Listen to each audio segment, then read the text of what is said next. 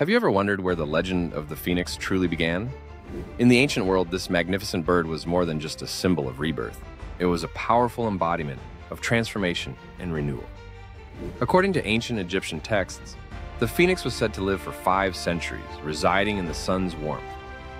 When its life reached its zenith, it would build a nest of aromatic spices and set it ablaze, engulfing itself in flames. But this was not merely an end. It was a spectacular beginning. From the ashes of its own pyre, a new phoenix would rise, youthful and radiant, ready to start life anew.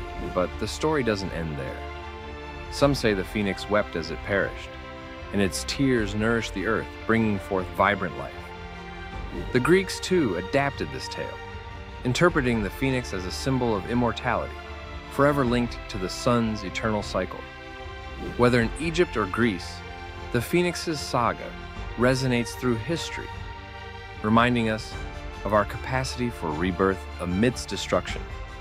The mystery of the phoenix teaches us that from every end comes a new beginning, a lesson as timeless as the fires that fuel its legend.